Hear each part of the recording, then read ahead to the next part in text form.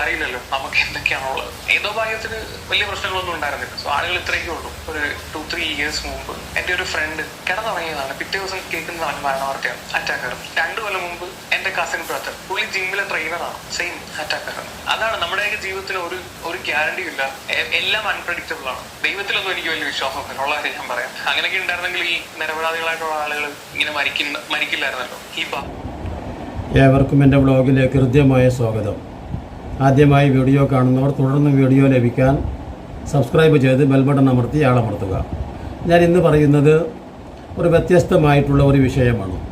എന്ന് പറഞ്ഞാൽ ഒരു 10-35 വയസ്സോ അല്ലെങ്കിൽ ഒരു 40 വയസ്സൊക്കെ ആയിട്ടുള്ള ലൈഫ് ഓഫ് അനന്തു എന്നു പേരായ ഒരു ചെറുപ്പക്കാരൻ, നല്ല എന്താ പറയുക ഊർജ്ജസ്വലനായ ചെറുപ്പക്കാരൻ. അദ്ദേഹം ഒരു 235K വരുന്ന ഫോളോവേഴ്സുള്ള ഒരു നല്ല യൂട്യൂബറാണ്. ഞാൻ അദ്ദേഹത്തിൻ്റെ യൂട്യൂബ് ശ്രദ്ധിക്കാറുണ്ട്.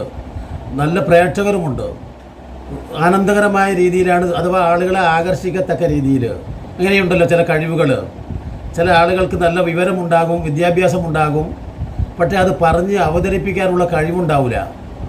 അതോടൊപ്പം തന്നെ ചിലർക്ക് പറഞ്ഞ് ഫലിപ്പിക്കാനുള്ള കഴിവുണ്ടാകും. അപ്പോൾ നമ്മൾ എന്തിനാ നല്ല വക്കീലിനെ കാണുക എന്ന് പറയുന്നത്? എല്ലാ വക്കീലിനും നിയമപുസ്തകം ഒന്നാണ് എന്ന് പറഞ്ഞാൽ നമ്മുടെ ആർട്ടിക്കിളുകൾ പഠിക്കുക, ഭരണഘടനാ തത്വങ്ങൾ പഠിക്കുക, നിയമം വകുപ്പുകൾ പഠിക്കുക, ക്രിമിനൽ ആക്റ്റുകൾ പഠിക്കുക, എല്ലാവർക്കും ഒന്നാണ്. എന്നതുപോലെ തന്നെ ഒരു മുസ്ലിം പണ്ഡിതനെ കുറിച്ച് പറയുകയാണെന്ന് വിചാരിക്കുക. അയാൾ ഖുർആനും പ്രവാചക വചനങ്ങളും ഒക്കെ കോട്ട് ചെയ്തിട്ട് തന്നെയാണ് അയാൾ പ്രസംഗിക്കുക. പക്ഷേ അത്രയൊക്കെ പാണ്ഡിത്യമുള്ള ആളുകളാണെങ്കിൽ പോലും ചിലർക്ക് അവരുടെ ആ കൈവശമുള്ള പാണ്ഡിത്യം ജനങ്ങൾക്കിടയിൽ അതിൻ്റേതായ രീതിയിൽ ഫലിപ്പിച്ച് കൊടുക്കുക എന്ന ഒരു കഴിവ് അതാണ്. പലർക്കും വിജ്ഞാനമുണ്ട്, പക്ഷേ അത് ഫലിപ്പിച്ച് കൊടുക്കാനുള്ള കഴിവില്ലാത്ത കുറേ ആൾക്കാരുണ്ട്. ആലോചിച്ച് നോക്കൂ നിങ്ങൾ. എന്നതുപോലെ തന്നെ എല്ലാ മേഖലയിലും ഉണ്ട് അത്. എന്നതുപോലെ തന്നെ ഈ ലൈഫ് ഓഫ് അനന്തു 235K എന്ന് പറഞ്ഞാൽ 2.5 ലക്ഷത്തോളം വരുന്ന ഫോളോവേഴ്സുള്ള ഒരു നല്ല യുവ യൂട്യൂബറാണ്. ഞാൻ പറയുന്നത് ഇപ്പോൾ ഈ വർദ്ധിച്ചു വരുന്ന ഈ കാലഘട്ടത്തിൽ, അഥവാ ഈ വളർന്നു വരുന്ന കാലഘട്ടത്തിൽ എന്തു തന്നെയായാലും അങ്ങോട്ടും ഇങ്ങോട്ടും തിരിയുന്നില്ല. നോക്കണം, ഒക്കെ നിരീശ്വരവാദത്തിലേക്ക്.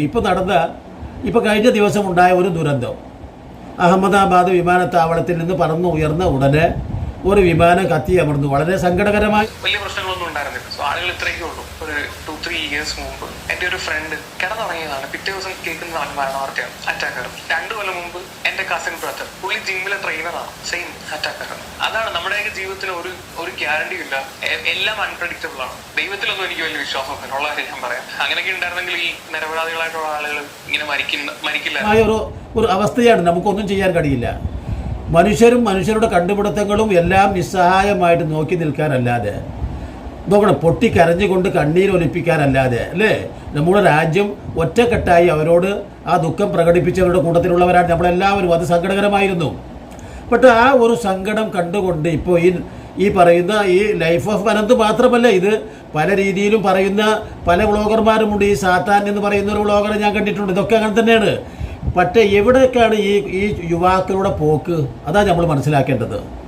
സത്യത്തിൽ ദൈവത്തിൻ്റെ കാരുണ്യം എന്ന് പറയുന്ന ഒരു സംഗതി, അല്ലെങ്കിൽ ദൈവം ഇല്ല എന്നാണ് ഞാൻ വിശ്വസിക്കുന്നത്. ഈ കുട്ടി പറയാണ്, ഈ ചെറുക്കൻ പറയാണ്. എന്താ കാരണം? ദൈവം ഉണ്ടായിരുന്നു എങ്കിൽ ഇങ്ങനെയൊക്കെ സംഭവിക്കുമായിരുന്നോ? കാരണം ഇത്രയേറെ മനുഷ്യൻ്റെ സങ്കടങ്ങൾ, മനുഷ്യൻ്റെ പ്രയാസങ്ങൾ ഒക്കെ കണ്ടിട്ട് ചിരിക്കുകയാണോ ഈ ദൈവം? ആലോചിച്ചു. അതൊക്കെ ചിരിക്കേണ്ടത് പിശാച്, ശൈത്താനല്ലേ, ചെകുത്താനല്ലേ? അപ്പം മറിച്ച് മനുഷ്യർക്കുള്ള ഈ ദുഃഖങ്ങളും മനുഷ്യൻ്റെ ബുദ്ധിമുട്ടുകളും പ്രയാസങ്ങളും, അല്ലേ? അതോടൊപ്പം തന്നെ ഒരു കൊടുങ്കാറ്റ് വന്നാൽ, ഒരു പേമാരി വന്നാൽ, ഒരു പ്രകൃതി ദുരന്തം വന്നാൽ എത്ര ആളുകളാണ് യഥാർത്ഥത്തിൽ മരിച്ചു വീണ്, അല്ലേ? ഇപ്പോൾ വയനാടുണ്ടായ ദുരന്തം, അതുപോലെ ഉണ്ടാകുന്ന ആക്സിഡൻറ്റുകൾ. പക്ഷേ ഒരു കാര്യം ഞാൻ അനന്തുവിനോട് പറയുകയാണ്. അനന്തു, സത്യത്തിൽ മനുഷ്യൻ വരുത്തി വെക്കുന്ന കുറേ പ്രശ്നങ്ങളില്ലേ ഈ പ്രപഞ്ചത്തിൽ? ആലോചിച്ച് നോക്കൂ.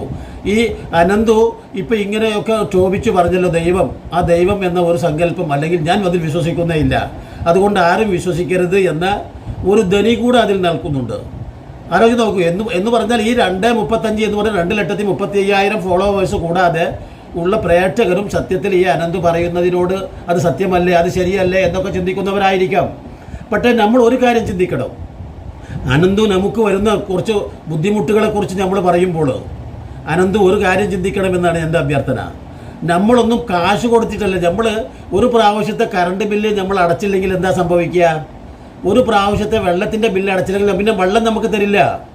അതോടൊപ്പം തന്നെ നമുക്ക് ഇത് അറിയാത്ത ഉറവിടത്തിൽ നിന്ന് അൻസൽന മിനൽ മുഹ്സിറാത്തി മാഹൻ സജ്ജാജ, സംശുദ്ധമായ വെള്ളത്തെ നിങ്ങൾക്ക് ഇങ്ങനെ ഇറക്കി തന്നുകൊണ്ടിരിക്കുക. വീപ്പ കണക്കിൽ, ടൺ കണക്കിലാണ്. അങ്ങനെ തന്നെയാണ് അതിൻ്റെ ഒരു പ്രയോഗമുള്ളത്. നമ്മൾ ആരും ചോദിച്ചിട്ടല്ല. നോക്കൂ, വളരെ ശുദ്ധമായ വൻസൽന മിനൽ മുഹ്സിറാത്തി മാഹൻ സജ്ജാജ എന്ന് പറയുന്ന പ്രയോഗം കൂടാതെ അല്ലദീ ജഹലകുമുൽ ഫിറാസം വസ്സമാ ബിനാഹൻ വൻസല മിനസ്സമായി മാഹൻ തഹൂറ എന്നാണ് പ്രയോഗം. നമുക്ക് ഒരു ഇളനീര് വെള്ളം എന്ന് പറയുന്നത് നമുക്ക് ശുദ്ധവെള്ളമാണ്. പക്ഷേ ഇളനീര് വെള്ളം പോലെയുള്ള ഒരു വെള്ളമാണ് നമുക്ക് ആകാശ ലോകത്ത് നിന്ന് കിട്ടുന്നതെങ്കിൽ നമുക്ക് ആ വെള്ളം എന്താ ചെയ്യാൻ കഴിയുക? തൽക്കാലം കുടിച്ച് നമുക്ക് ആശ്വസിക്കാം. പക്ഷേ അത് പെട്ടെന്ന് കേടായിത്തീരും എന്ന് മാത്രമല്ല, സ്വയം ശുദ്ധമാണ് എന്ന് തൊഴിച്ച് നിർത്തിയാൽ വേറെ ഒന്നിനെ അത് ശുദ്ധമാക്കാൻ പറ്റില്ല. പക്ഷേ ദൈവം തമ്പുരാൻ നമുക്ക് തരുന്ന ഈ വെള്ളത്തെക്കുറിച്ച് നിങ്ങൾ ചിന്തിച്ചിട്ടുണ്ടോ? അഫർ ആയിത്തുമുൽ മാ അല്ലദീ തശ്റബൂൻ, അങ്ങനെയാണ് ചോദ്യം. നിങ്ങൾ കുടിക്കുന്ന ഈ വെള്ളത്തെക്കുറിച്ച് ചിന്തിച്ചിട്ടുണ്ടോ? നിങ്ങൾ സ്രവിപ്പിക്കുന്ന അഫർ ആയിത്തുമുൽ മാ തുംനൂൻ, നിങ്ങൾ സ്രവിപ്പിക്കുന്ന ഇന്ദ്രിയത്തെക്കുറിച്ച് ചിന്തിച്ചിട്ടുണ്ടോ? അതോടൊപ്പം തന്നെ നിങ്ങൾ ശ്വസിച്ചു കൂട്ടുന്ന ഈ പ്രാണവായുവിനെ കുറിച്ച് ചിന്തിച്ചിട്ടുണ്ടോ? അനന്തു, നമുക്കൊക്കെ നമ്മുടെ പ്രായമേറിയിട്ടുള്ള മാതാപിതാക്കൾ വളരെ ബുദ്ധിമുട്ടിൻ്റെ അടിസ്ഥാന ആവശ്യകതയിൽ എത്തിയാൽ അവർക്കൊക്കെ എൻ്റെ ഭാര്യയുടെ ഒരു ഉമ്മാക്ക് ഒരു ഓക്സിജൻ സിലിണ്ടർ കൊണ്ടുവന്നിട്ടുണ്ടായിരുന്ന ആ ബുദ്ധിമുട്ട് നേരിട്ട് കണ്ടവനാണ് ഞാൻ. ഭയങ്കര അത്ഭുതം. ആലോചിച്ച് നോക്കൂ, എത്രമാത്രം ബുദ്ധിമുട്ടുണ്ടായിരുന്നു അവർക്ക്. ആ ശ്വാസം നേരെ ചൊവ്വെ വലിച്ചെടുക്കാൻ കഴിയുന്നില്ല. അതിന് ചിലവാകുന്ന പണം വലിയ ബുദ്ധിമുട്ടായിരുന്നു ഉണ്ടായിരുന്നത്. അപ്പോൾ ഇതൊക്കെ കാണുമ്പോൾ എനിക്കിനി ഈശ്വരൻ, ദൈവം, അള്ളാഹു എന്തിന് അങ്ങനെ ഒരു സംഭവം ഇല്ല എന്ന് വിചാരിക്കുക. അതാണല്ലോ ഇപ്പോൾ ഈ അനന്ത് പറയുന്നത്. അപ്പോൾ ഇവിടെ കാലാകാലം നമുക്ക് യാതൊരു ബുദ്ധിമുട്ട്, നമുക്ക് ഒരു പ്രശ്നങ്ങളും ഇല്ലാതെ അമരമനായിട്ട് ഇങ്ങനെ ജീവിക്കുക എന്നതാണ് സത്യത്തിൽ അനന്ത് പറയുന്ന ഈ ദൈവവിശ്വാസം ഉണ്ടാവണമെങ്കിൽ, ദൈവമുണ്ട് എന്ന് ഞാൻ വിശ്വസിക്കണമെങ്കിൽ ഇത്തരത്തിലുള്ള ദുരന്തങ്ങളും ദുഃഖങ്ങളും കണ്ടുകൊണ്ട് ഞാൻ എന്തിന് ദൈവത്തിൽ വിശ്വസിക്കണം? അങ്ങനെ ഒരു ദൈവം ഉണ്ടാകുമോ? ഇല്ല, തീർച്ചയായിട്ടും ഇല്ല. അപ്പോൾ അനന്ത് വിചാരിക്കുന്നത് തനിക്കോ തൻ്റെ ബന്ധപ്പെട്ടവർക്കോ തൻ്റെ സുഹൃത്തുക്കൾക്കോ തൻ്റെ നാട്ടിനോ ഒന്നും യാതൊരു തരത്തിലുമുള്ള അപകടങ്ങളോ ബുദ്ധിമുട്ടുകളോ മരണങ്ങളോ ദുഃഖങ്ങളോ ഒന്നും വരരുത്. അതാണല്ലോ പറയുന്നത്. അങ്ങനെ ഒന്ന് സങ്കല്പിച്ച് നോക്കിയാൽ നമ്മൾ, അങ്ങനെയാണെങ്കിൽ നമുക്ക് ദൈവത്തിൻ്റെ ആവശ്യം തന്നെ ഇല്ലല്ലോ. ഉണ്ടോ? നമുക്ക് യാതൊരു പ്രശ്നവുമില്ല, പ്രയാസവുമില്ല, വലിയ സന്തോഷം, മരണമില്ല, അമരനായിട്ട് ജീവിക്കുന്നു. നോക്കൂ, അതൊരു പ്രായോഗികമായിട്ടുള്ള സംഗതിയാണോ? നമ്മൾ ഇവിടെ എത്ര ആളുകളാണ് ജീവിക്കാൻ കഴിയുക? ആവാസ വ്യവസ്ഥ തകരാറാകും. ആനന്ദം ഒന്ന് ചിന്തിച്ച് നോക്ക്. 800 കോടിയുള്ള ഈ ജനങ്ങൾ ഒരൊറ്റൊന്നും മരിക്കാതിരുന്നു എന്ന് വിചാരിക്കുക. അപ്പോൾ ഈ സമൂഹത്തിൽ എന്താ സംഭവിക്കുന്നത്? ഈ സമൂഹത്തിൽ പുതിയ ജന്മമെടുക്കുന്നത്, അഥവാ പുതിയ ജനറേഷൻ ഓരോ ദിവസവും മരിക്കുന്നതിനേക്കാൾ 4 ഇരട്ടി കണ്ട് ആളുകൾ ജനിച്ചു കൊണ്ടിരിക്കുന്നുണ്ട്. നമ്മളുടെ ഈ ദുരന്തത്തിൽപ്പെട്ടാണെങ്കിലും നമ്മുടെ വീട്ടിൽ പ്രായമായിട്ടാണെങ്കിലും രോഗം ബാധിച്ചാണെങ്കിലും 30-35കാരൊക്കെ ആണെങ്കിൽ ഈ വിട പറയുന്ന എല്ലാ കണക്കുകളും കൂട്ടിയാലും ദൈനംദിനം നടക്കുന്ന ജനനത്തിൻ്റെ 10-1 മറ്റോ ആവുന്നുള്ളൂ മരണനിരക്ക്. അപ്പോൾ ജനനനിരക്കാണ് കൂടിക്കൊണ്ടിരിക്കുന്നത്. അപ്പോൾ ആവാസ വ്യവസ്ഥ സാധ്യമല്ലാതെ വരും. അതിനുള്ള വിഭവങ്ങളുടെ പോരായ്മ ഉണ്ടാകും. മാത്രമല്ല, നിങ്ങൾ കണ്ടു നോക്കൂ, ചിന്തിച്ചു നോക്കൂ. അപ്പോൾ അതുകൊണ്ട് ആദ്യം അനന്തു ചിന്തിക്കേണ്ടത് യഥാർത്ഥത്തിൽ ഒട്ടനേകം ബുദ്ധിയും അനന്തുവിനേക്കാളും കാര്യപ്രാപ്തിയും കഴിവും ശേഷിയും തലച്ചോറുമുള്ള സർ ഐസക് ന്യൂട്ടനെ പോലെ, അല്ലേ, സർ ഐൻസ്റ്റീനെ പോലെ, അതുപോലെയുള്ള ഒട്ടനേകം മഹത്തുക്കളായ ശാസ്ത്രജ്ഞന്മാർ നമ്മൾ പഠിച്ചിട്ടുണ്ട്.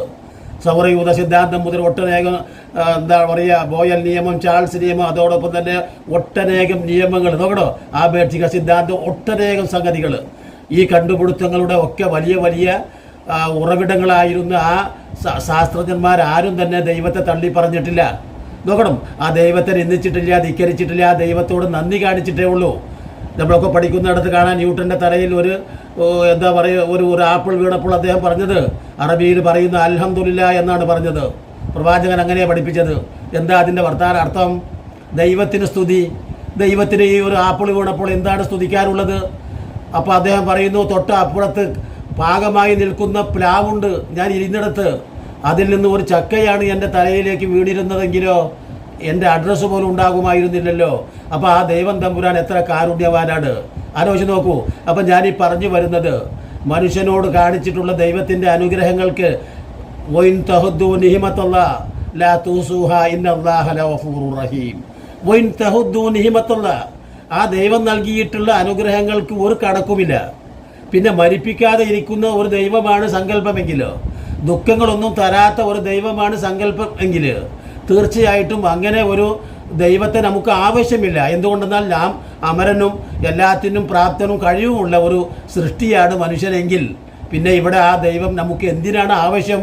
എല്ലാം നമുക്ക് ഇഷ്ടത്തിന് ലഭിക്കുകയും അല്ലേ, നമുക്ക് യാതൊരു ഒരു എന്താ പറയുക, ഒരു രോമത്തിന് പോലും കേടുവരാതെ ഇരിക്കുകയും ചെയ്യും. അതല്ലേ നമ്മുടെ ഒരു കുട്ടിക്ക് പനി വരുമ്പോൾ ഈശ്വരൻ ഇത് കാണുന്നില്ലേ? അല്ലേ? തീർച്ചയായിട്ടും. അപ്പോൾ എൻ്റെ അച്ഛന് എന്തെങ്കിലും പ്രശ്നം വരുമ്പോൾ, അതോടൊപ്പം തന്നെ തിന്മകൾ വിളയാടുമ്പോൾ, ആക്രമികൾ ആക്രമം ചെയ്യുമ്പോൾ, അതുകൊണ്ടാണ് ദൈവം തമ്പുരാൻ അവൻ്റെ വ്യവസ്ഥകളെക്കുറിച്ച് സംസാരിച്ചത്. മനുഷ്യനെ ദൈവം ഭൂമിയിലേക്ക് നിയോഗിച്ചു. നോക്കണം, നമ്മളെല്ലാവരും പാടി പഠിച്ചിട്ടുള്ള സംഗതിയാണത്. മനുഷ്യനെ ദീർഘങ്ങളാം കൈകളെ നൽകിയത്രേ മനുഷ്യനെ പാലിലയച്ചു ദേശം. നോക്കണം എന്ന് പറഞ്ഞാൽ എല്ലാം വശത്തിലാക്കുമാർ ഉള്ള കൈകൾ, ദീർഘങ്ങളാം കൈകളെ നൽകി. വലിയ അത്ഭുതമുള്ള വാക്കാണ്.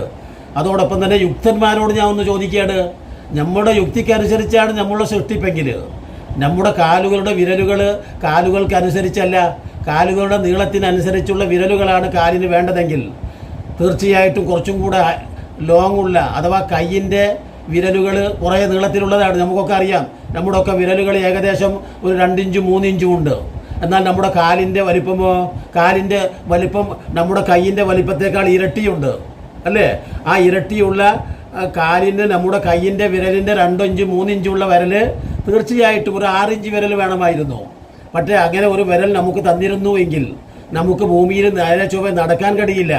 കൈക്കാവട്ടെ കേവലം ഇത്തരത്തിലുള്ള ഒരു വിരലുകൾ മാത്രമായിരുന്നു എന്ന് വിചാരിക്കുക. ഇതാ ഇങ്ങനെയാണ് എനിക്ക് എൻ്റെ ദൈവം കൈകൾക്ക് വിരൽ തന്നിരുന്നതെങ്കിൽ എനിക്ക് പ്രായോഗികമായി ഭൂമിയിൽ ഒന്നും ചെയ്യാൻ കഴിയില്ല. അതാണ് ആലോചിച്ച് നോക്കൂ. അപ്പോൾ എല്ലാത്തിനെയും അറിയുന്ന സർവശക്തനായ സൃഷ്ടാവ്, എല്ലാത്തിനെയും പരിപാലിച്ചു പോരുന്ന ഈ പ്രപഞ്ചനാഥൻ എല്ലാത്തിനും സംവിധാനങ്ങൾ വരുത്തിയിട്ടുണ്ട് അനന്തോ. അതോടൊപ്പം തന്നെ നമുക്ക് അറിയാൻ നമ്മുടെ ആവാസ വ്യവസ്ഥയെ ക്രമീകരിക്കാൻ ദൈവികമായിട്ട് പല നടപടിക്രമങ്ങളും നടക്കുന്നുണ്ട്. അത്ഭുതമെന്ന് തോന്നും. നമ്മളൊക്കെ ഈ ശ്വസിച്ചു കൂട്ടുന്ന പ്രാണവായു, ആ പ്രാണവായു നമുക്ക് എവിടെ നിന്നാണ് അറ്റമില്ലാതെ കിട്ടിക്കൊണ്ടിരിക്കുന്നത്? ഞാൻ നേരത്തെ പറഞ്ഞ പോലെ ഒരു ഓക്സിജൻ സിലിണ്ടർ വാങ്ങി ശ്വസിക്കുകയായിരുന്നെങ്കിൽ ഒരു 60-70കാരൻ അവൻ്റെ ജീവിതാവസാനം വരെ അതിന് കാശും ടാക്സും വിലയും കൊടുക്കണമെങ്കിൽ അവൻ കോടിക്കണക്കിന് ഉറുപ്പ്യ കൊടുക്കേണ്ടി വരും. എന്നാൽ തന്നെ അതിൻ്റെ അവസ്ഥ എന്താണ്? മനുഷ്യ ശരീരഘടനയിലേക്ക് അനന്തു ഒന്ന് ചിന്തിച്ചു നോക്കൂ. എന്തുമാത്രം യന്ത്രങ്ങളാണ് അവിടെ പ്രവർത്തിക്കുന്നത് നോക്കൂ. ഒരേ കാട്ടത്തിന് നമുക്ക് ഒരു പിൻഭാഗത്ത് എന്തുണ്ട്? ഒരു തുള വെച്ചതുപോലെ അതിൽ നിന്ന് നമ്മൾ കാട്ടിച്ച് കഴിഞ്ഞാൽ എന്താ സംഭവിക്കുന്നത്? എല്ലാ ജീവികൾക്കും അതിലൊരു വാൾവ് വന്ന് അടയുന്നുണ്ട്.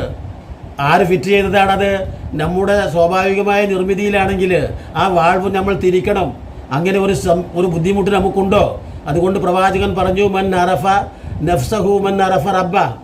ആരെങ്കിലും സ്വന്തം ശരീരഘടനയെക്കുറിച്ച് മനസ്സിലാക്കിയാൽ തന്നെ അവൻ ഈ രക്ഷാധികാരിയായ ദൈവത്തെ അറിയും. പക്ഷേ അതിനു സമയമില്ലല്ലോ ആളുകൾക്ക് ഉള്ള സമയം മുഴുവനും പരസ്പരം വെറുപ്പിൻ്റെയും വിദ്വേഷത്തിൻ്റെയും നിരീക്ഷണത്തിൻ്റെയും ഈ ഭാഗ സംസാരങ്ങൾക്ക് മാത്രമേ സമയമുള്ളൂ. വർഗീയതയുടെയും മറ്റു സംസാരങ്ങൾക്ക് മാത്രമേ. ബുദ്ധി എന്ന് പറയുന്ന ഒരു സംഗതി ഉപയോഗപ്പെടുത്തുന്നില്ല. ഇന്ന ഫീ ഖൽഖി സമാവാതി വൽ അർള് വഖ്തിലാഫിൽ ലൈലി വന്നഹാർ ലആയാതിൻ ലിഉലിൽ അൽബാബ്. പരിശുദ്ധ ഖുർആൻ എന്താ പറഞ്ഞത്? ആകാശഭൂമിയിലുള്ള ഇന്ന ഫീ ഖൽഖി സമാവാതി വൽ അർള്, ആകാശഭൂമിയുടെ സൃഷ്ടിപ്പിലും രാവു പകലുകൾ മാറിമറിയലിലും നിങ്ങൾക്ക് ദൃഷ്ടാന്തമുണ്ട്. നോക്കണം, ചിന്തിക്കുന്ന ആളുകൾക്കാണ് ദൃഷ്ടാന്തമുള്ളത്. അതല്ല പൃഷ്ഠം കൊണ്ട് ചിന്തിക്കുന്നവർക്ക് എങ്ങനെയാണ് കാര്യങ്ങൾ മനസ്സിലാവുക? തലച്ചോറ് കൊണ്ട് ചിന്തിക്കണമെന്നാണ് പറഞ്ഞത്. അപ്പം ഞാനീ പറയുന്നത് ലൈഫ് ഓഫ് അനന്തു എന്നതുപോലെ തന്നെ ഒട്ടനേകം ചെറുപ്പക്കാർ അവരുടേതായ കഴിവുകളൊക്കെ തെളിയിച്ചുകൊണ്ട് യൂട്യൂബിലും മറ്റു പല മേഖലകളിലുമുണ്ട്. പക്ഷേ അവരെ സംബന്ധിച്ചൊന്നും തന്നെ യഥാർത്ഥമായിട്ടുള്ള ദൈവികമായ കഴിവുകൾ, ദൈവികമായ അനുഗ്രഹങ്ങൾ അനുഭവിച്ചുകൊണ്ട് ആലോചിച്ച് നോക്കൂ നിങ്ങൾ. ഇത്രയൊക്കെ ആസ്വാദനം അനുഭവിച്ചിട്ട് ആ ദൈവത്തെ തള്ളി പറയുക. അപ്പോൾ എന്താ ഈ അനന്ത് പറയുന്നത്? ഒരു പ്രശ്നം ഉണ്ടാവരുത്, അതാണ് ഇവിടെ പ്രശ്നം. അപ്പോൾ ഈ ദുനിയാവ് എന്ന് പറയുന്നത് പ്രശ്നത്തിൻ്റേതാണ്, പ്രയാസത്തിൻ്റേതാണ്. പിന്നെ ഇത് കാലാകാലം അവരനായിട്ട് കഴിയണമെങ്കിൽ ഭൗതിക ലോകം പറ്റില്ല അനന്തു. നമുക്ക് തന്നെ മനസ്സിലാക്കാൻ കഴിയും. അതും ഒരു സ്വർഗം അനിവാര്യമാണ്. ആ സ്വർഗത്തെക്കുറിച്ച് പറയുന്ന അല്ലെങ്കിൽ ഇതിനെക്കുറിച്ച് ആധികാരികമായിട്ട് സംസാരിക്കുന്ന അതിൻ്റെ നിയമപുസ്തകങ്ങൾ എവിടെയാണെന്ന് തപ്പിത്തടഞ്ഞ് അന്വേഷിച്ച് എല്ലാ കാര്യങ്ങളും നമുക്ക് ആവശ്യമായത് മുഴുവനും നമ്മൾ അന്വേഷിച്ച് അല്ലേ, ഭൂമിയിൽ താമസിക്കാൻ നേരെ ചൊവ്വേ കഴിയാതെ ആകാശ ലോകത്തേക്ക് കോടിക്കണക്കിന് ചെലവാക്കിയിട്ട് പോകുന്ന നമ്മൾ എന്തുകൊണ്ടാണ് ഈ സർവശക്തൻ്റെ ഈ മരണാനന്തരം എന്നൊക്കെ തുടങ്ങിയിട്ടുള്ള നാം എന്തൊന്നിനാണ് നിയോഗിക്കപ്പെട്ട് എന്ന നമുക്ക് നൽകിയിട്ടുള്ള ഉത്തരവാദിത്തങ്ങൾ ഇതുമാത്രമാണോ? നാം നീതി, സത്യസന്ധത, വിട്ടുവീഴ്ച, കാരുണ്യം ഇതൊക്കെ പരസ്പരം പുലർത്തി ജീവിക്കണമെന്ന് പഠിപ്പിക്കുന്ന ആ ദൈവനിർദ്ദേശം എവിടെയാണ് ഉള്ളത്? ആ ഉള്ളതെങ്കിൽ അത് എവിടെയായിരുന്നാലും അത് കണ്ടെത്തി അല്ലേ? നമ്മളൊക്കെ സാധാരണ രീതിയിൽ എന്തെങ്കിലും നമുക്ക് ആവശ്യമുള്ള ഒരു സംഗതി നമ്മളത് ഉള്ളിടത്ത് പോയി കണ്ടെത്തുന്നില്ലേ? ഒരു രോഗം വന്നാൽ ആ രോഗത്തിന് ചികിത്സ തേടി നമ്മൾ അമേരിക്കയിലേക്ക് പോകുന്നു അല്ലേ, ആഫ്രിക്കയിലേക്ക് പോകുന്നു, ലണ്ടനിലേക്ക് പോകുന്നു എന്നതുപോലെ തന്നെ നമുക്ക് ഈ പറയുന്ന സത്യങ്ങളെ, ഈ പ്രപഞ്ചത്തിലേക്ക് നോക്കിയിട്ടുള്ള അത്ഭുതകരമായ ദൃഷ്ടാന്തങ്ങൾ, ആ ദൃഷ്ടാന്തങ്ങളെക്കുറിച്ച് പറയുന്ന സത്യത്തെ കണ്ടെത്താൻ നമ്മുടെ മുമ്പിലുണ്ടായിട്ട് പോലും അനന്തുവിനെ പോലെയുള്ള ചെറുപ്പക്കാർ പുറംതിരിഞ്ഞു നിൽക്കുന്നു. അതാണ് സങ്കടകരമായിട്ടുള്ളത്. അത് കണ്ടെത്താൻ ശ്രമിക്കൂ അനന്തു. അത് ദൈവത്തിൻ്റെ കഴിവുകേട് കൊണ്ടല്ലല്ലോ. മനുഷ്യരായ നമുക്ക് ബുദ്ധിയും തൻ്റെ ഇടവും വിശേഷ ബുദ്ധിയും അല്ലേ, അടുത്ത സെക്കൻഡിൽ തന്നെ അനന്ത് പറയുന്നത് പോലെ നമുക്ക് കിട്ടിയതെല്ലാം നഷ്ടമാവാം. ഒരൊറ്റ സെക്കൻഡ് മതി.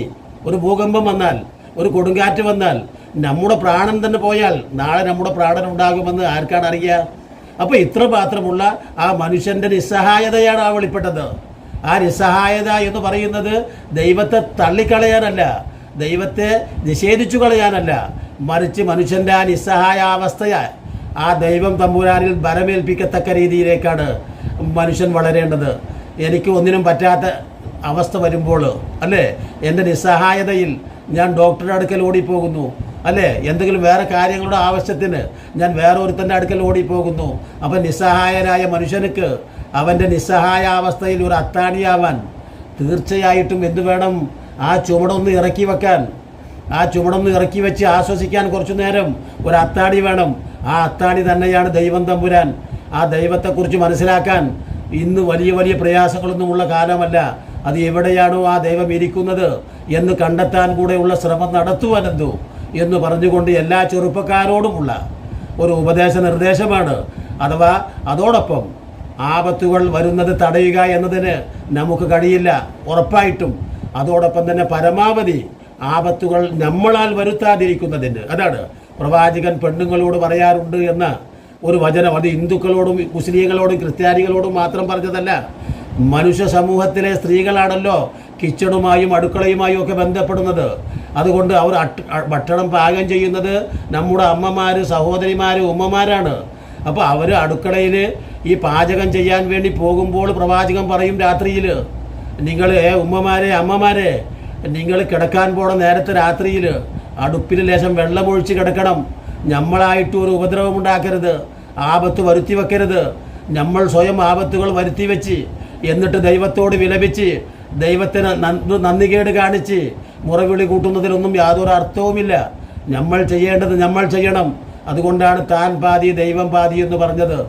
നമുക്ക് എല്ലാം സൗകര്യപ്പെടുത്തുമാറുള്ള വിവേകവും കൈകാലുകളും കണ്ണുകളും പഞ്ചേന്ദ്രിയങ്ങളും വിവേകവും വിശേഷ ബുദ്ധിയും അതിനു വേണ്ട എല്ലാ വിഭവങ്ങളും ഒരുക്കിയിട്ടാണ് ആ സർവശക്തൻ നമ്മെ ഭൂമിയിലേക്ക് പറഞ്ഞയച്ചിട്ടുള്ളത് എന്ന് പറഞ്ഞുകൊണ്ട് ഇനിയും നല്ല നല്ല വീഡിയോകളുമായി നിങ്ങളെ കണ്ടുമുട്ടുന്നത് വരെ നിങ്ങൾക്ക് നന്ദി.